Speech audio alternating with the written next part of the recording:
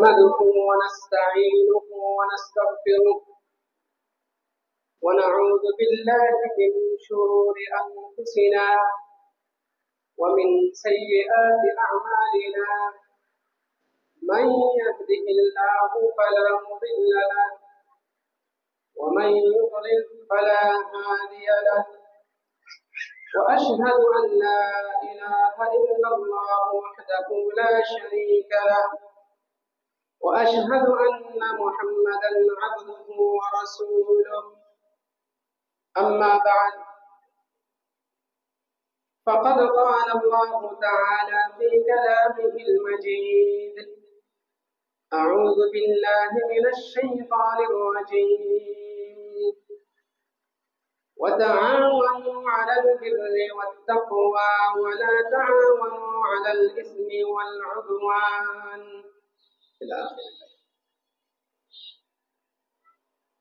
যাবতীয় প্রশংসা, সুনাম ও সুখ্যাতি, শক্তি ও প্রতিপত্তি একমাত্র আল্লাহ সুবহানাহু ওয়া তাআলার জন্য, যিনি আসমান জমিন সৃষ্টি করেছেন, মানুষ জিন পশু প্রাণী আত্মা ধারণকারী সকল জীবকে সৃষ্টি করেছেন,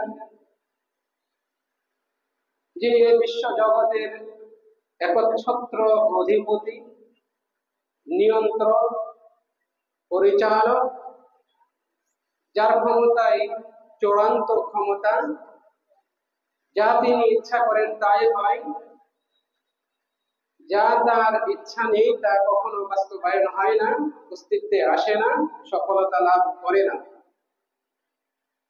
প্রশংসা করছি সেই মহান রব্বুল আলামিনের, যিনি তার জমিনে আমাদেরকে তার সন্তুষ্টি অর্জনের লক্ষ্যে ইবাদত পালন করার তৌফিক প্রদান করেছেন। আলহামদুলিল্লাহ। আল্লাহ সুবহানাহু ওয়া তাআলার এই প্রশংসা, যিনি প্রকৃতপক্ষেই সকল প্রশংসার যোগ্য।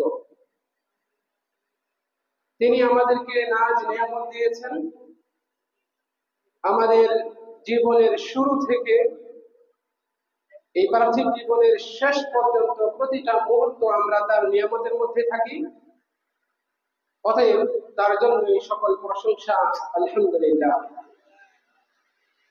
আমি আল্লাহ সুবহানাহু ওয়া তাআলার দরবারে প্রশংসা করছি, যিনি আমাদেরকে আজকের এই জুমার দিনের শ্রেষ্ঠ ইবাদত, জুমার খুতবা শ্রবণ করা ও জুমার সালাত আদায় করার লক্ষ্যে যথাসময়ে মসজিদে উপস্থিত হওয়ার তৌফিক প্রদান করেছেন। আলহামদুলিল্লাহ।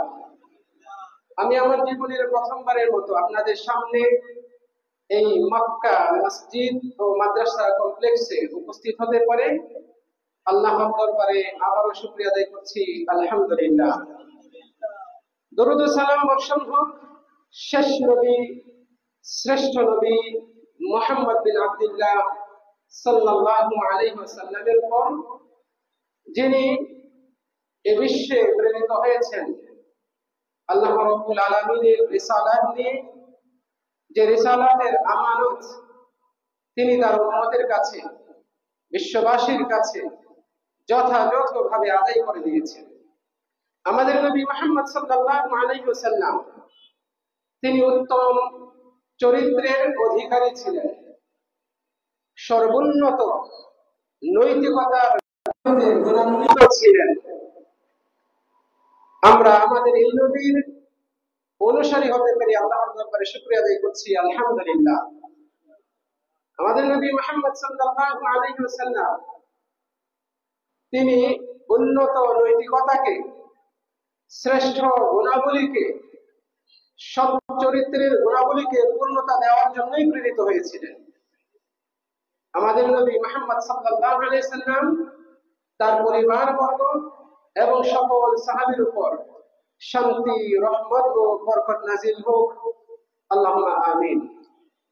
সম্মানিত মুসল্লিবৃন্দ, আল্লাহ রাব্বুল আলামিনের প্রিয় বান্দাগণ, মহান আল্লাহ এই পৃথিবীতে তার প্রিয় সৃষ্টি, তার সর্বশ্রেষ্ঠ সৃষ্টি মানব জাতির জন্য কিছু মূলনীতি দিয়েছেন।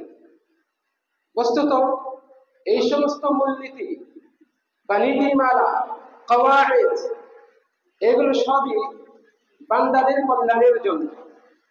পৃথিবীতে মানুষ যেন শান্তির সাথে বসবাস করে, মানুষ সামাজিক রীতিনীতি যেন শ্রেষ্ঠ বৈশিষ্ট্যে পরিপূর্ণ হয়, মানুষ যেন মানবিক গুণাবলীতে পরিপূর্ণ হয় এবং একে অপরের সাথে ভালোবাসা, মহব্বত, সৌহার্দ্য, ভ্রাতৃত্ব, সহানুভূতির সাথে আচরণ করতে পারে। আল্লাহ রাব্বুল আলামিন এই লক্ষ্যে বেশ কিছু মূলনীতি দিয়েছেন। বস্তুত এগুলো সবই মানব জাতির জন্য কল্যাণকর।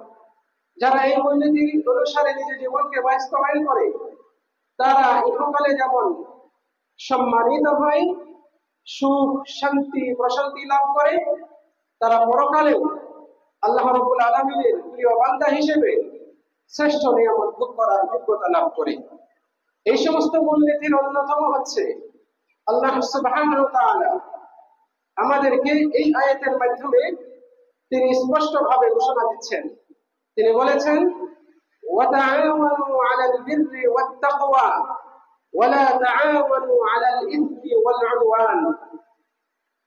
আর তোমরা পরস্পরে সৎ কাজে, তাকওয়ার কাজে সহযোগিতা করো এবং একে অপরকে পাপ, সীমালঙ্ঘনমূলক কাজে সহযোগিতা করিও না।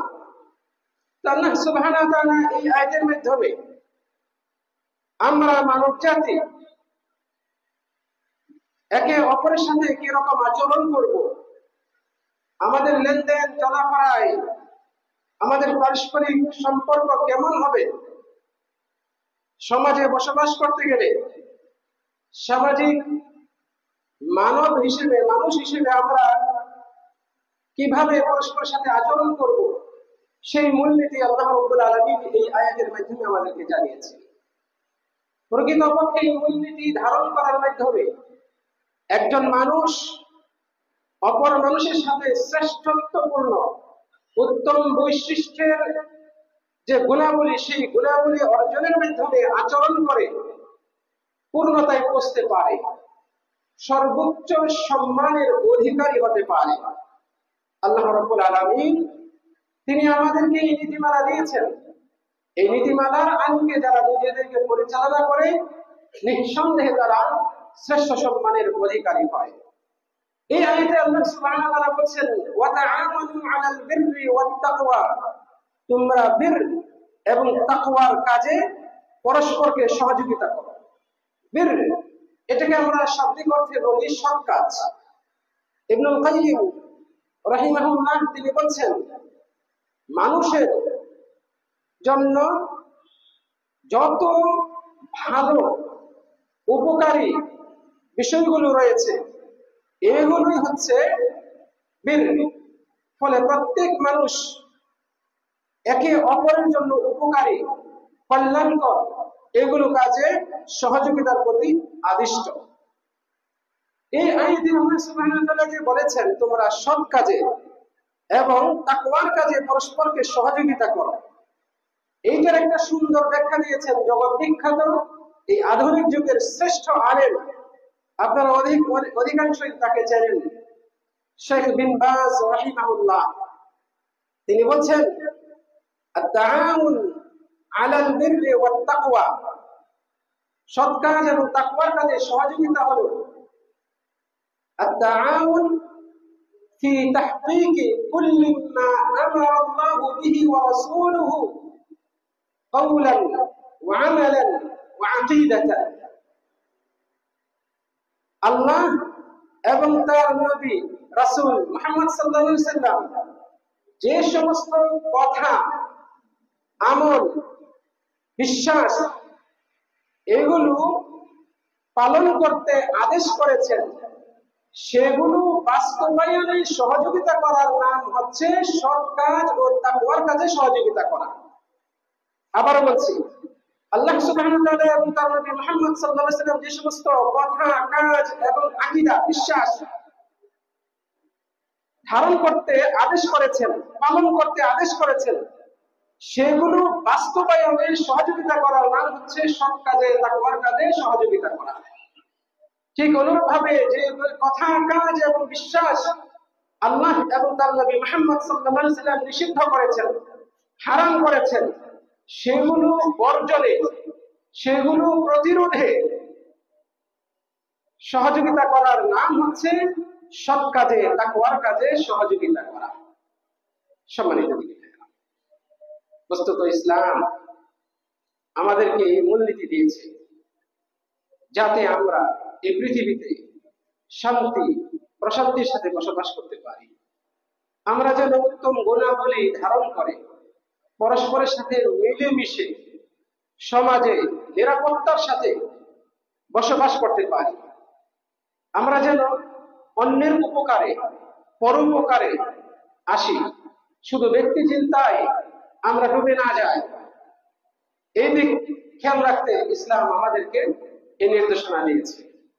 আমাদেরকে এই নির্দেশনার পাশাপাশি এই যে নীতিমালা, যে নীতিমালা আল্লাহ রাব্বুল আলামিন এখানে বর্ণনা করেছেন, এই নীতিমালা যেমন আমাদের জানতে হবে, তেমনি এই নীতিমালার অধীনে কিছু বিষয় রয়েছে, সেগুলো আমাদের আমলে রাখতে হবে।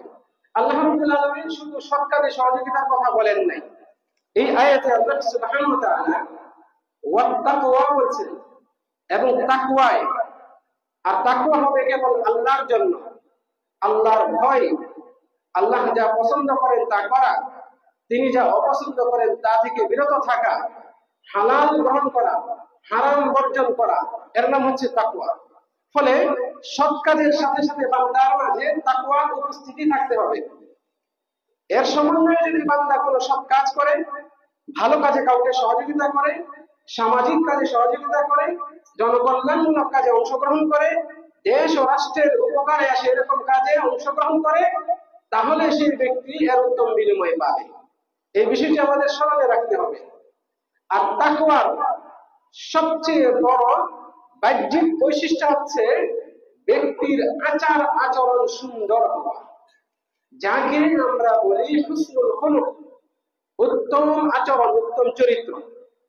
বান্দা যখন সৎ কাজ করে, ভালো কাজ করে, আর এর সাথে যদি তার আচরণ অমায়িক হয়, তার আখলাক, চরিত্র, নৈতিক বিষয়গুলো সুন্দর হয়, কোরআন সুন্নাহ সম্মত হয়, তাহলে সেই বান্দার এই সব কাজগুলো কতই না সুন্দর। এটা আল্লাহ রাব্বুল আলামিনের কাছে সবচেয়ে প্রিয়। শুনে আশ্চর্য হবে, নবী মুহাম্মদ সাল্লাল্লাহু আলাইহি ওয়াসাল্লাম এই সৎ কাজকে উত্তম চরিত্র হিসেবে আখ্যায়িত করেছেন। তিনি বলছেন, আল বিররু হুসনুল খুলুক, বির সৎ কাজ হচ্ছে উত্তম চরিত্র, ওয়াল ইসমু মা হাকা ফি নাফসিক, আর গুনাহ, পাপ হচ্ছে যা তোমার অন্তরে খটকা লাগায়, করব কি করব না দ্বিধা লাগায়, আর সেই সাথে ওয়াকারিহতা আয়াতালি আলাইহিন নাস, মানুষ এটা জানো, এটা তুমি অপছন্দ করো, এটাকে বলা হয় পাপ, অন্যায়। করব কি করব না এই খটকা জাগে, সেই সাথে সেটা যদি করি অথবা সেটা যদি ছাড়ি, মানুষ যেন না জানে, এই দুইয়ের সমন্বয় হচ্ছে পাপ। রাসূল সাল্লাল্লাহু আলাইহি ওয়াসাল্লাম এইভাবে মূল্যায়ন করেছেন। তাহলে সৎ কাজ এর বড় একটা অংশ হচ্ছে উত্তম আচরণ। বস্তুত প্রত্যেক মুসলিম এই ব্যাপারে আদিষ্ট, তার উত্তম আচরণ হতে হবে। আর এই বিষয়টা পৃথিবীতে আল্লাহর বান্দাদের সবচেয়ে বেশি জান্নাতে নিয়ে যায়। রাসূল সাল্লাল্লাহু আলাইহি ওয়াসাল্লামকে জিজ্ঞেস করা হয়েছিল যে কোন আমলটি বান্দাদেরকে সবচেয়ে বেশি পরিমাণে জান্নাতে নিয়ে যায়, তিনি উত্তরে বলেছিলেন হুসনুল খুলুক ওয়া তাকওয়াল্লাহ, উত্তম চরিত্র এবং আল্লাহর তাকওয়া, দুইটাকে একসাথে বলেছেন। তো সম্মানিত দিন ভাইরা, এই উত্তম চরিত্র এটা একজন মুমিনের যে সৎ কাজ নিজে করে, সৎ কাজে অন্যকে সহযোগিতা করে, তার ভূষণ, তার একটি গুরুত্বপূর্ণ বৈশিষ্ট্য। আমরা সমাজে সৎ কাজে সহযোগিতার অনেক ধরন দেখতে পাবো। সৎ কাজে সহযোগিতা সূরা বা উদাহরণ বহু রয়েছে। ক্ষেত্র বিশেষ কখনো এই সহযোগিতা ফরজ হয়ে যায়, আবশ্যক ওয়াজিব হয়ে যায়, আর অধিকাংশ ক্ষেত্রে সেটা মুস্তাহাবের পর্যায়ে।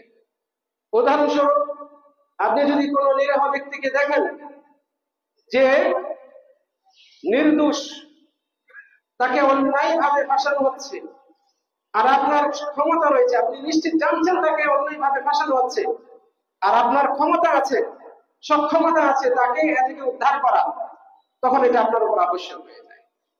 আপনি দেখছেন পুকুরে পানিতে কোনো ছোট বাচ্চা পড়ে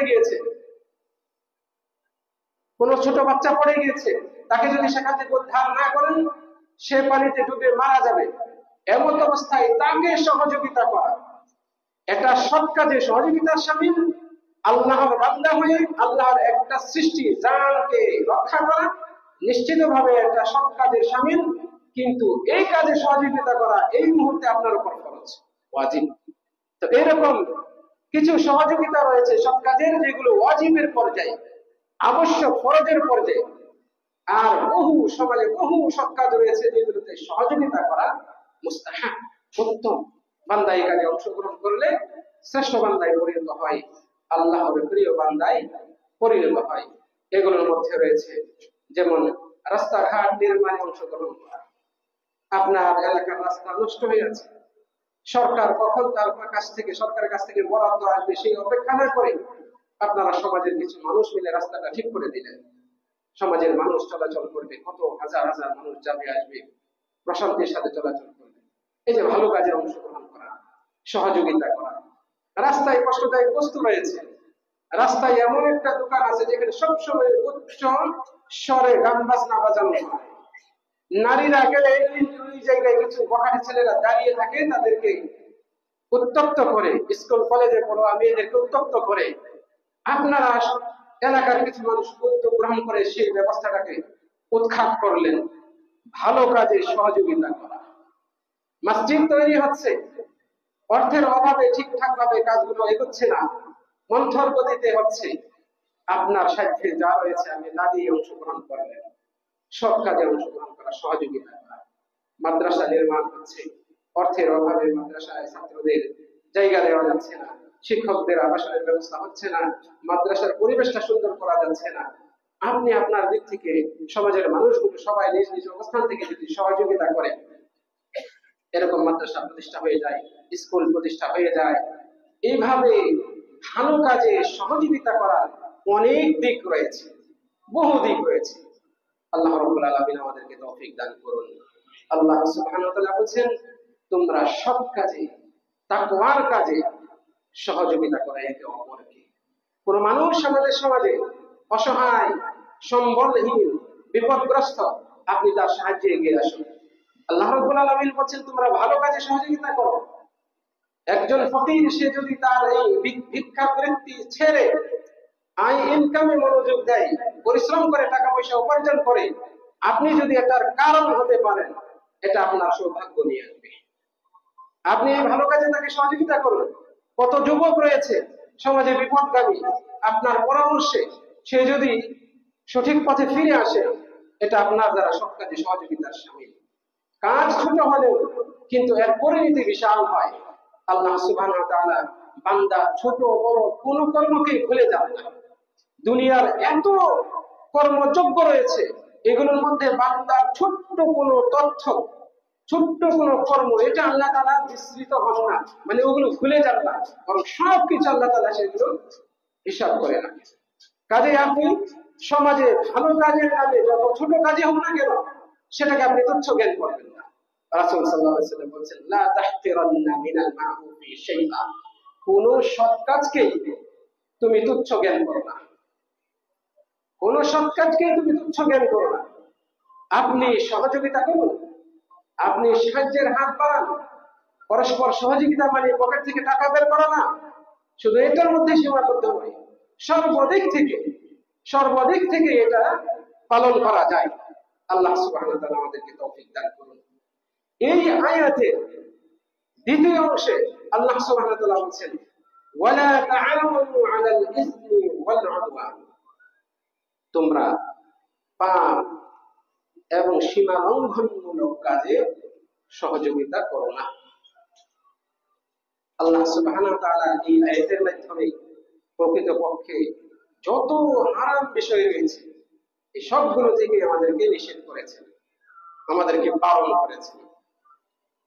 হারাম কাজে জড়িত হওয়া যদি নিষেধ হয়, আর এই হারাম কাজকে সাপোর্ট করা সেটাও নিষিদ্ধ। যখন আল্লাহ সুবহানাহু ওয়া তাআলা অন্যায় ও সীমালঙ্ঘনমূলক কাজে সহযোগিতা করতে নিষেধ করেছেন, তখন সেই অন্যায় এবং সীমালঙ্ঘনমূলক কাজ নিজে করা এটা আরো বেশি নিষিদ্ধ, এটা আরো বেশি পাপের এবং গর্হিত। মনে রাখবেন, ইসলামে আল্লাহ সুবহানাহু ওয়া তাআলা এবং নবী মুহাম্মদ সাল্লাল্লাহু আলাইহি সাল্লাম যা কিছু নিষিদ্ধ করেছেন, যেগুলো থেকে সতর্ক করেছেন, আমাদেরকে বিরত থাকতে বলেছেন, এরকম সব কিছুই হয় সেগুলোতে শুধু ক্ষতি রয়েছে সেজন্য নিষিদ্ধ করেছেন, অথবা সেগুলোতে উপকার আছে কিন্তু ক্ষতির পরিমাণ বেশি সেজন্য নিষিদ্ধ করেছে। আবারও বলছি, ইসলামে যা কিছু নিষেধ করা হয়েছে সেগুলো হয় শুধুই ক্ষতিকর সেজন্য নিষেধ করা হয়েছে, নচেৎ হতে পারে কিছু রয়েছে, হতে পারে সেখানে কিছু উপকারিতা আছে কিন্তু ক্ষতির পরিমাণ অনেক বেশি। হয়তো আপনার মধ্যে প্রশ্ন আসতে পারে, উপকার আছে আবার ক্ষতির পরিমাণ বেশি, এটা কেন? হ্যাঁ, সুদী লেনদেন যারা করে, সুদ যারা করে, ঘুষ যারা খায়, উপকার পায় কিনা? টাকা পয়সা অর্থ সম্পদ কিছু অর্জন করে, উপকার আছে, কিন্তু এর পরিণতি সবচেয়ে ভয়াবহ। ফলে উপকার হলেও এর ক্ষতির পরিমাণ বেশি। মদ পান করা, এটার ব্যাপারে আল্লাহ রাব্বুল আলামিন বলছেন, এর মধ্যে মানাফিউন নাস, মানুষের কিছু উপকার আছে কিন্তু এর ভেতরে ক্ষতি, গুনাহের পরিমাণটা আরো বেশি। ফলে আল্লাহ রাব্বুল আলামিন এই মদকে একেবারে হারাম করে দিলেন। তাহলে বুঝতে পারলাম যে কোরআন এবং সুন্নাহে যা নিষিদ্ধ করা হয়েছে সেগুলো বান্দাদের ক্ষতি হয়, বান্দাদের উপকার নেই, এজন্য নিষিদ্ধ করেছে। বান্দারা যদি সেগুলো বর্জন করে চলতে পারে তাতেই তাদের জন্য কল্যাণ রয়েছে। আর এই জন্যই আল্লাহ সুবহানাহু ওয়া তাআলা এবং তার নবী মুহাম্মদ সাল্লাল্লাহু আলাইহি সাল্লাম অন্যায়, পাপ, সীমালঙ্ঘনমূলক বিষয়গুলোকে নিষেধ করেছেন, হারাম করেছেন এবং এই জাতীয় কাজে সহযোগিতা করতে নিষেধ করেছেন। অন্যায় ও পাপের কাজে সহযোগিতা করা, পাপ অসৎ কাজে সহযোগিতা করা, এগুলোর বহু উদাহরণ রয়েছে আমাদের সমাজে, বহু উদাহরণ রয়েছে আমাদের সমাজে। আমি অল্প কয়েকটা উদাহরণ আপনাদের সামনে দেব যেগুলো আমাদের জন্য শিক্ষণীয়, যেগুলোকে আমাদের সমাজের অনেকেই অপরাধী মনে করে না, অপরাধী মনে করে না। এগুলোর মধ্যে অন্যতম হচ্ছে আমাদের সমাজে যারা মুদির দোকান দেন, এইরকম মুদির দোকানদার শতকরা ৯৯% মুদির দোকানদার একটা অসৎ কাজে, অসামাজিক কাজে মানুষকে সহযোগিতা করছে, যেটা ইসলাম কোনোভাবেই অনুমোদন দেয় না। এগুলোর মধ্যে হচ্ছে বিড়ি সিগারেট বিক্রি করা। ব্যক্তি মসজিদে আসে, ৫ ওয়াক্ত নামাজ পড়ে, হারাম খাওয়ার ব্যাপারে সতর্ক, ছেলে মেয়েদেরকে মাদ্রাসায় পড়ায়, স্ত্রী সন্তানদেরকে পর্দার মধ্যে রাখে, কিন্তু দোকানে এসে বিড়ি সিগারেট বিক্রি করা ছাড়ে না। বিড়ি না রাখলে কাস্টমার আসে না, কাস্টমার কম হয়, এই অজুহাতে বিড়ি এটা বিক্রি করতেই হবে। এইরকম শতকরা প্রায় ৯৯% দোকানদার রয়েছে, মুদির দোকানদার। অথচ এর মাধ্যমে সমাজে একটা হারাম বস্তু এর বিস্তার করা হচ্ছে, প্রসার ঘটানো হচ্ছে। নিজের ছেলের বয়সী, নাতির বয়সী বাচ্চারাও যদি এসে বিড়ি সিগারেট কিনতে আসে, চায় সে তাদের কাছে বিক্রি করছে। এটা হারাম কাজ, মনে রাখবেন। বিড়ি সিগারেট এটা ইসলামে একদম হারাম। এটা যে খায় সে হারাম খায়, যে তৈরি করে সে হারাম তৈরি করে, যে এটাকে বিক্রি করে সে অসামাজিক কাজে, হারাম কাজে বিক্রি করছে, হারাম জিনিস বিক্রি করছে। ফলে এর মাধ্যমে সে সমাজে হারাম কাজে সহযোগিতা করছে। অথচ বিড়ি সিগারেট এটা ইসলামের দৃষ্টিতে হারাম, এটা দলিল খোঁজার প্রয়োজন নাই, দলিল খোঁজার প্রয়োজন নেই। কারণ ইসলাম যা মানুষের ক্ষতি করে সেটা কখনো অনুমোদন দিতে পারে না, অনুমোদন দিতেই পারে না। রাসূল সাল্লাল্লাহু আলাইহি সাল্লাম তিনি আমাদেরকে যে বিষয়গুলো বর্ণনা করেছেন, স্বয়ং আল্লাহ সুবহানাহু ওয়া তাআলা যেগুলো আমাদেরকে বর্ণনা করেছেন খাদ্যদ্রব্যের বিষয়ে, আল্লাহ তাআলা বলছেন আপনাকে জিজ্ঞেস করবে মাযা উহিল্লা লাহুম, তাদের জন্য কি হালাল করা হয়েছে। আল্লাহ তাআলা বলছেন কুল, তুমি বলে দাও উহিল্লা লাকুমুত তাইয়্যিবাত, তোমাদের জন্য হালাল করা হয়েছে যা পবিত্র এবং যা সুস্বাদু এবং যা উপকারী। এই তিনটাই এই তাইয়্যিবাতের অর্থের মধ্যে আসে, পবিত্র, উপকারী এবং সুস্বাদু। এগুলো সব এই তাইয়্যিবাত একটা এমন শব্দ যার অনেকগুলো অর্থ আসে, এগুলো এর ভিতরে রয়েছে। যেগুলো মানুষের উপকারী এগুলোকে হালাল করা হয়েছে। ওয়ায়ুহাররিমু আলাইহিমুল খাবায়েস, অন্য আয়াতে আল্লাহ তাআলা বলেন ওয়ায়ুহাররিমু আলাইহিমুল খাবায়েস, এবং তিনি তাদের উপর খবিস বিষয়গুলোকে হারাম করে দেন। খাদ্যদ্রব্যের ব্যাপারে বলছেন খবিস, অপবিত্র এবং যেগুলো মানুষের উপকারে আসে না, অপকার হয়, ক্ষতি হয়, এগুলো হারাম করা হয়েছে। এই দুইটা দলিলের প্রেক্ষিতে আলেমগণ, বিজ্ঞ আলেমগণ বলেছেন বিড়ি সিগারেট হারাম। বিড়ি সিগারেট একদম হারাম, কারণ এতে কোনো উপকার নাই। পৃথিবীতে এমন ডাক্তার আজও পর্যন্ত আসে না যে ডাক্তার ঘোষণা দিয়েছে যে বিড়ি সিগারেটের কোনো ক্ষতি নেই। পৃথিবীতে এমন কোন কোম্পানিও আসে নাই, তৈরি হয় নাই, যে কোম্পানিগুলো বিড়ি সিগারেট তৈরি করে আর ঘোষণা দিয়েছে আমাদের বিড়ি সিগারেট খেলে কোনো ক্ষতি হবে না। বরং সব কোম্পানি এই বিড়ি সিগারেটের গায়ে লিখে রাখে এগুলোতে ক্যান্সার হয়, শ্বাসকষ্ট, ফুসফুসের কষ্ট হয়, অকাল মৃত্যুর কারণ হয়, ইত্যাদি ইত্যাদি কথা লেখা থাকে। চিন্তা করে দেখুন তো, তাহলে এই জিনিসটা আপনি বিক্রি করছেন, তার মানে আপনি সমাজের মানুষগুলোকে এই বিষয়টা বিস্তারে সহযোগিতা করছেন। নাউযুবিল্লাহ। এই হারাম কাজে সহযোগিতার আরেকটা উদাহরণ হচ্ছে যে মদ পান করা, মদ পানে, মদ তৈরিতে সহযোগিতা করা। এই সমাজ সয়লাব, এখন এটাতে মাদকদ্রব্যে সয়লাব।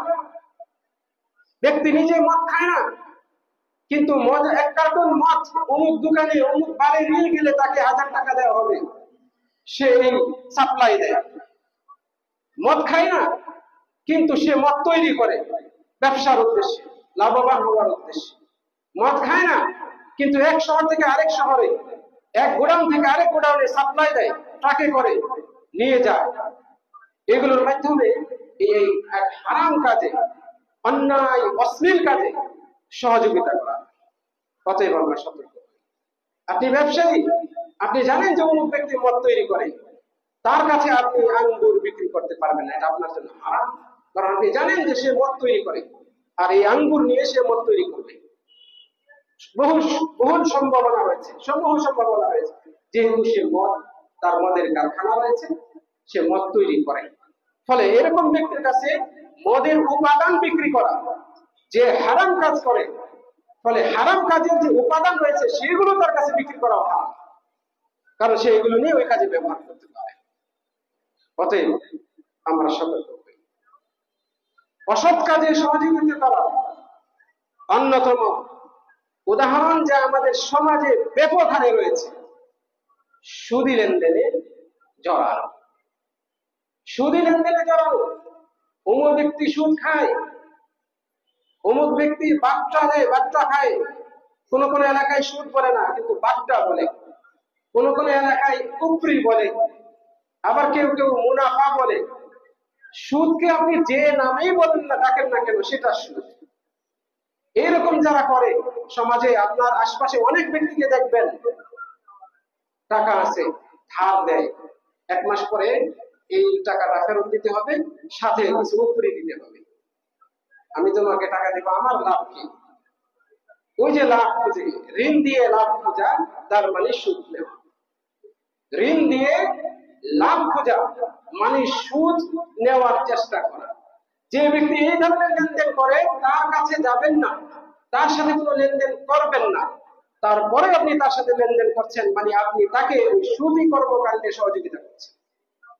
আমাদের সমাজে এই জাতীয় মানুষের সংখ্যা খুব কম নয়, গ্রামে গঞ্জে এখন এটা সয়না, মসজিদের মুসল্লি, এমনকি মাদ্রাসার শিক্ষক, জ্ঞান অল্প, তারাও এই কাজে জড়িত।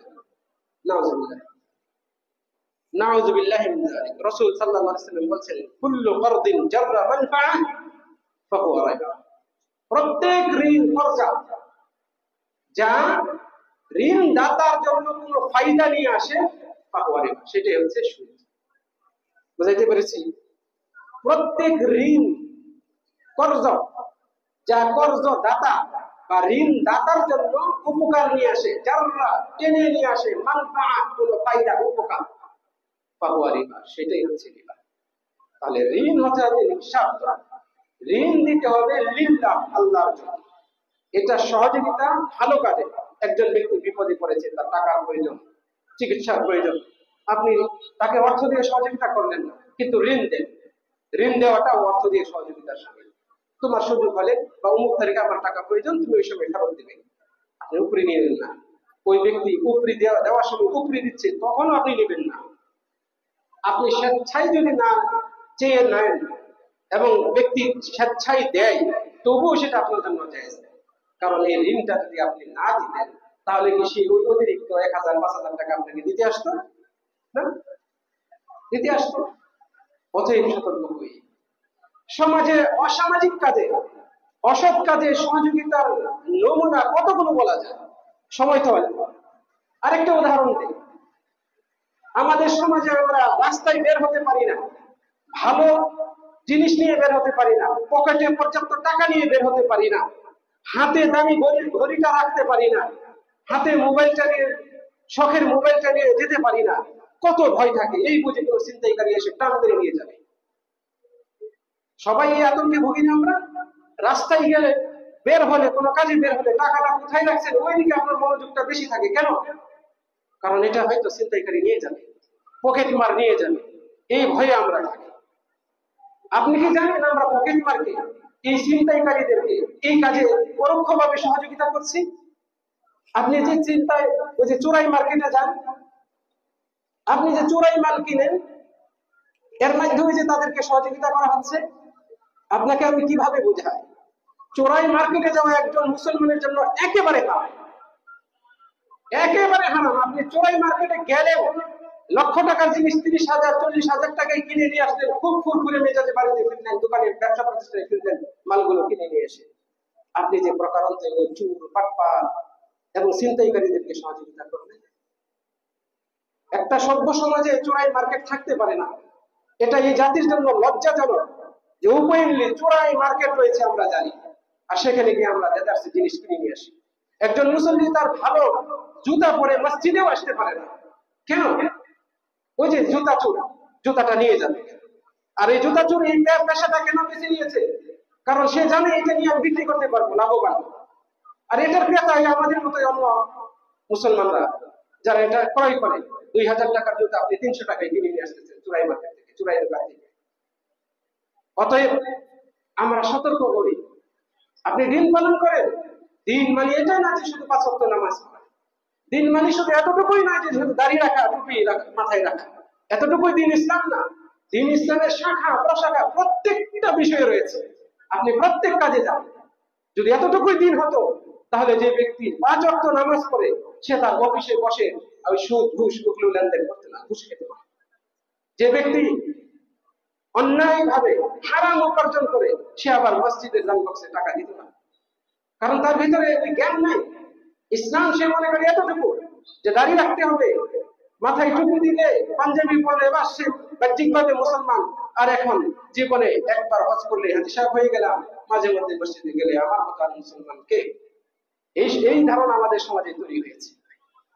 সম্মানিত ভাইরা, অতএব আমরা সতর্ক হই, সব কাজে সমাজের মানুষগুলোকে সহযোগিতা করি। অন্যায়, পাপ, জুলুম এই জাতীয় কাজে অন্যদেরকে সহযোগিতা না করি। এই সমাজের মধ্যে, বিশেষ করে শিক্ষিত শ্রেণীর মধ্যে আরেকটি অসৎ কাজে সহযোগিতা করার প্রবণতা, আমি এটা উল্লেখ করি আমার খুতবা শেষ করব। সেটা হচ্ছে কোর্ট কাচারিতে যারা ওকালতি করেন।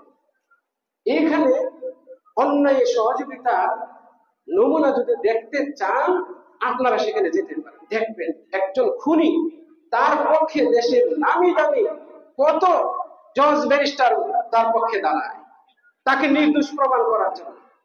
পক্ষান্তরে আরেকজন যে নির্দোষ, তাকে দোষী বানানোর জন্য কত সাক্ষী আসে, এসে সাক্ষ্য দিয়ে যায়।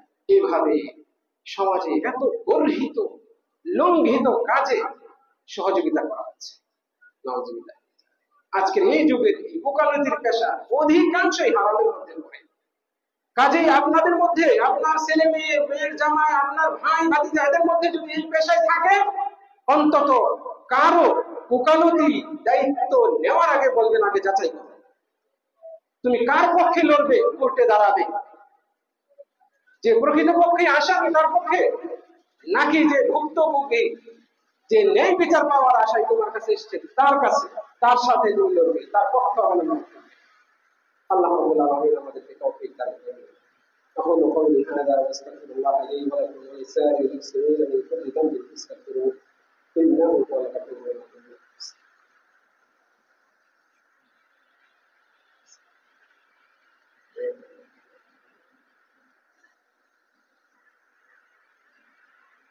الحمد لله آوى من إلى لطفه أوى، والصلاة والسلام على أشرف الأنبياء نبينا محمد وعلى آله وصحبه أجمعين. أما بعد. সম্মানিত আল্লাহ সুবহানাহু ওয়া তাআলা বলেছেন, হে ঈমানদারগণ, তোমরা আল্লাহকে ভয় করো, ওয়া কুনু মা'আস সাদিকিন, এবং তোমরা সত্যবাদীদের সাথে, সততা অবলম্বনকারীদের সাথে থাকো। আমরা প্রথম খুতবার শেষ অংশে অসৎ কাজে পরস্পরকে সহযোগিতা করো না এবং সীমা লঙ্ঘনমূলক কাজে তোমরা পরস্পরকে সহযোগিতা করো না, এই মর্মে একটি কথা শুনলাম।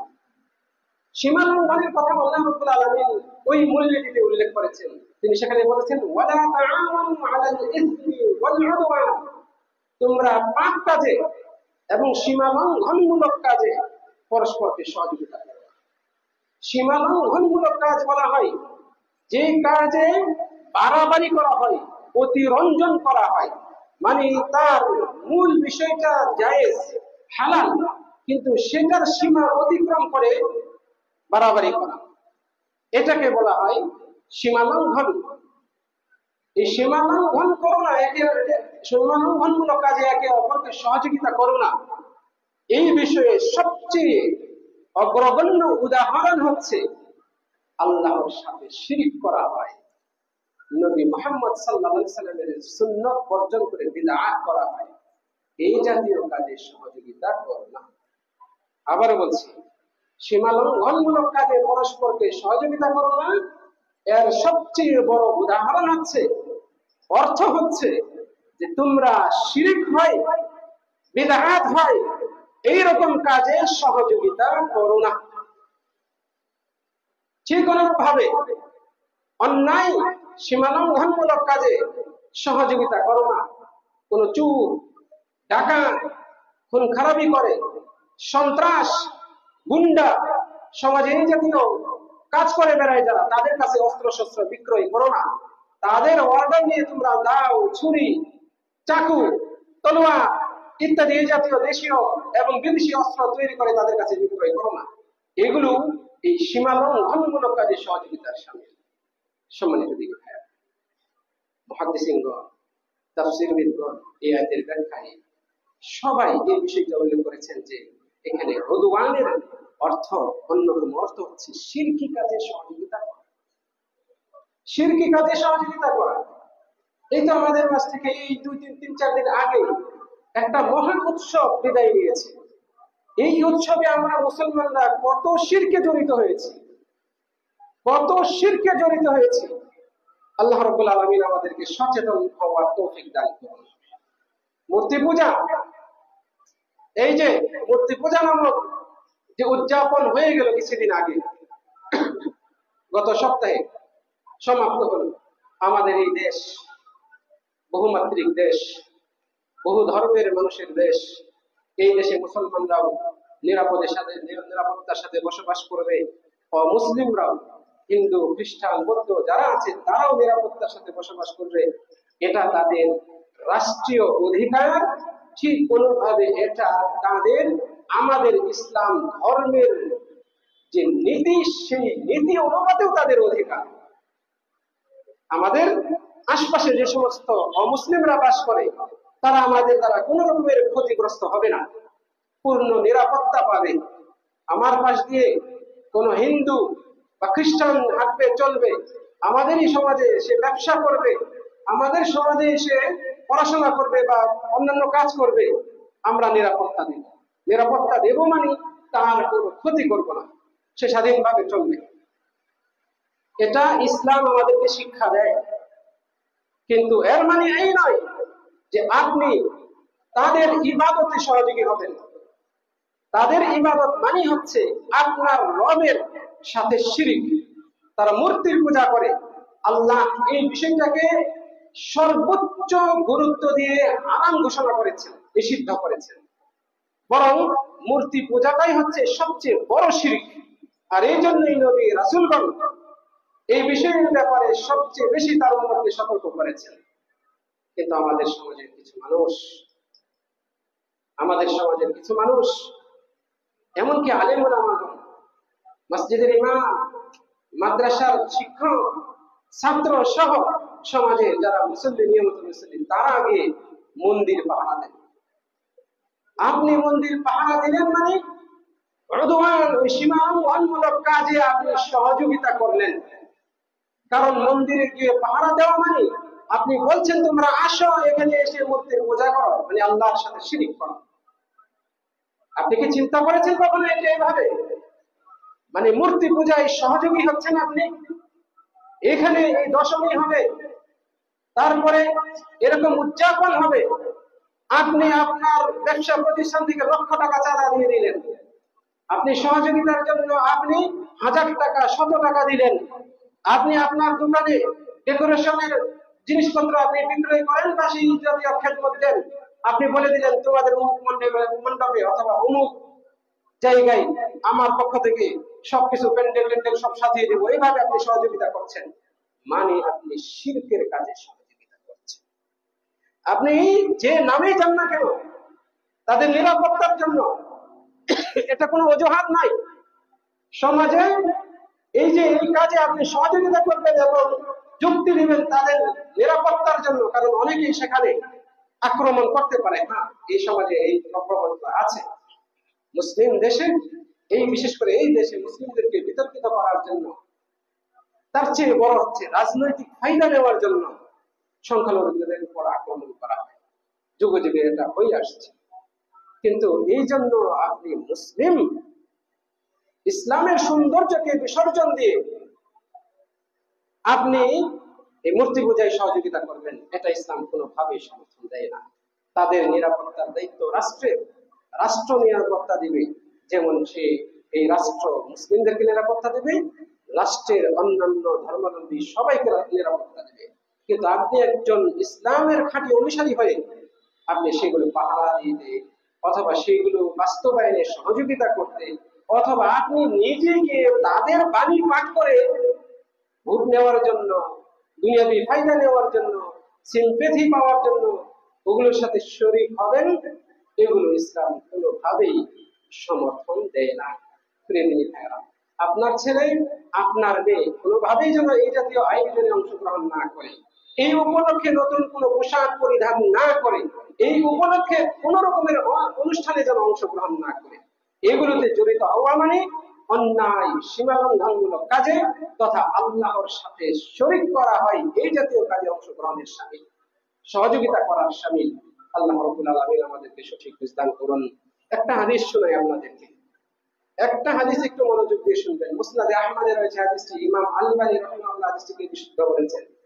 রাসূল সাল্লাল্লাহু আলাইহি ওয়াসাল্লাম বলেন, দাখালাল জান্নাতা রাজুলুন ফি যুবাবিন ওয়া দাখালান নার রাজুলুন ফি যুবাবিন। এক ব্যক্তি একটা মাছির কারণে জান্নাতে গিয়েছে, আরেক ব্যক্তি একটা মাছির কারণে জাহান্নামে গিয়েছে। রাসূল সাল্লাল্লাহু আলাইহি ওয়াসাল্লামকে এই কথা বলতে শুনে সাহাবারা বললেন, ওয়া কাইফা যাকা ইয়া রাসূলুল্লাহ, এটা কিভাবে হতে পারে? একটা মাসির কারণে একজন জান্নাতে যায় আবার আরেকজন জাহান্নামে যায়, এটা কিভাবে? রাসূল সাল্লাল্লাহু আলাইহি ওয়াসাল্লাম তারপরে বললেন যে মাররা রাজুলানি আলা কওমিন লাহুম সালামুন, দুইজন ব্যক্তি এক সম্প্রদায়ের পাশ দিয়ে যাচ্ছিলেন যাদের মূর্তি ছিল, যাদের লাহুম সালামুন, যাদের মূর্তি ছিল, সেই মূর্তির পূজা করত, মণ্ডপ ছিল সেখানে মূর্তির পূজা করে তারা, সেটার পাশ দিয়ে যাচ্ছিল।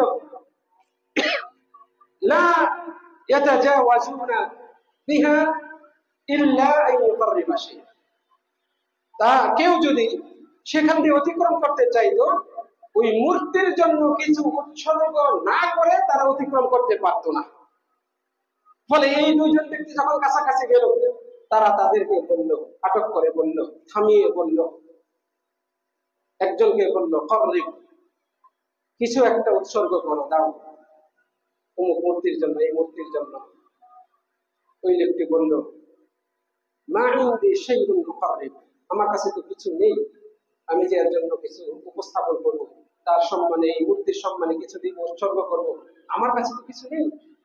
তারা বলল কর্রিব ওয়ালাউ যুবাবান, একটা মাছি হলেও সেটা তোমাকে এই মূর্তির জন্য উৎসর্গ করে যেতে হবে, তাতে ছাড়বে না। এই লোকটা একটা মাছি মেরে তারপরে ওই মূর্তির জন্য উৎসর্গ করলো, সামনে রাখলো, লোকজন তাকে ছেড়ে দিল, সে চলে গেল। রাসূলুল্লাহ সাল্লাল্লাহু আলাইহি ওয়াসাল্লাম বললেন ফাদাখালান নার, পরিণতিতে এই লোকটি জাহান্নামে গেল, জাহান্নামে গেল। নাউযুবিল্লাহ। দ্বিতীয় লোককে তারা বলল তুমি কিছু দাও, সেই লোক বলল আমি মা কুনতু লিউকাররিবা শাইআন দুনাল্লাহ, আমি আল্লাহ ছাড়া অন্য কারো জন্য কিছু উৎসর্গ করব না। সে বলছে আমি আল্লাহ ছাড়া কারো জন্য, অন্য কারো জন্য কিছুই উৎসর্গ করব না। তারা জোর জবরদস্তি করলো। এই ব্যক্তির ঈমান, তাওহীদ, তাকওয়া, ইখলাস এত শক্তিশালী ছিল যে সে তার এই সিদ্ধান্ত থেকে সরে আসে। অবশেষে তারা এই লোকটাকে হত্যা করলো, মেরে ফেলল। রাসূল সাল্লাল্লাহু আলাইহি ওয়াসাল্লাম বলেন ফাদাখালাল জান্নাহ, এই লোকটা শিরক না করে আল্লাহর ওয়াস্তে জীবনটাকে উৎসর্গ করে জান্নাতে চলে গেল। আল্লাহ আপনাকে কিভাবে বুঝায়, একটা মাসি, আর আমরা লক্ষ লক্ষ টাকা দিয়ে সহযোগিতা করি, আর আমরা রাত জেগে পাহারা দিয়ে সহযোগিতা করি মূর্তি পূজার কাজে। আপনি কি চিনেছেন তাওহীদ কাকে বলে? আপনি কি জেনেছেন ইসলাম কাকে বলে? আল্লাহ রাব্বুল আলামিন আমাদেরকে সঠিক বুঝদান করুন। মুসলিম কখনোই শিরকের কাজে আত্মসমর্পণ করতে পারে না।